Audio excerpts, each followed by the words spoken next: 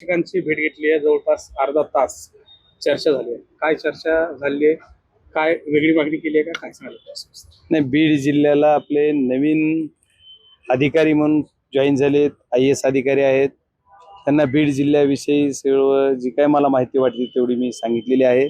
आणि या जे आता गुन्हा झाला आहे त्या गुन्ह्याचा जो सेन्सिटिव्ह विषय त्याच्यासाठी आज त्यांच्याकडे तपास जरी नसला तरी आपण सर्वजण CID लेवलच्या सर्व अधिकाऱ्यांशी चर्चा करून या गुन्ह्यामध्ये जे कोणी आरोपी आहेत त्या आरोपीला तात्काळ अटक करण्यासाठी तुम्ही सर्वजणांनी आम्हाला जिल्हावासियांना आश्वासित करावं एवढी विनंती. पोलीस तपास सुरू आहे संतोष देशमुख यांच्या हत्येचा.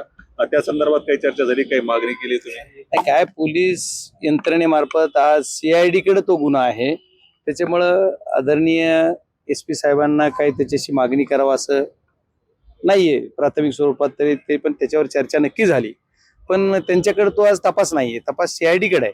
त्याच्यामुळे मी आज जिल्ह्याची पार्श्वभूमी आणि जिल्ह्यामध्ये जे काही चाललंय कायदा व सुव्यवस्था जी ढासळलेली आहे ती पूर्व पदावर आणण्यासाठी आपण सर्वांनी प्रयत्न करावे आणि तुम्ही सर्व ताकदीनं काम कराल आणि करावा अशी विनंती मी त्यांना केली. आणि मला पण असं वाटतंय की त्यांच्या बोलण्याहून त्यांच्या सर्व बॉडी लँग्वेजहून की ते नक्कीच बीड जिल्ह्यामध्ये चांगलं काम करतील. CIDची जे काम करण्याची गती आहे ते तुम्हाला पटती कसं? नाही, मी सकाळपासून पण ते सांगतोय की बीड जिल्ह्याच्या या काळीमा फासणारी घटना जी घडली, संतोष अण्णा देशमुख यांची जी टॉर्चर करू मर्डर केला गेलाय याची तपासाची जी गती पाहिजे ती गती आज 22 दिवस झालं.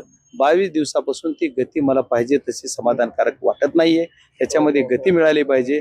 आणि आता त्यांचा तपासाचा भाग आहे त्याच्यामुळे जास्त आपण संशय त्यांच्यावर व्यक्त करण्यापेक्षा तो जो गुन्हेगार आहे, जो मारेकरी, तो मारेकरी सापडला पाहिजे आणि तो मर्डरच्या केसमध्ये ऍड झाला पाहिजे अशी माझी मागणी आहे. आणि मर्डरच्या केसमध्ये तो ऍड झाल्याशिवाय सर्व जो काही तपास आहे तो योग्य होणार नाही, त्याची सर्व काही तपासलं जाणार. खूप खूप धन्यवाद.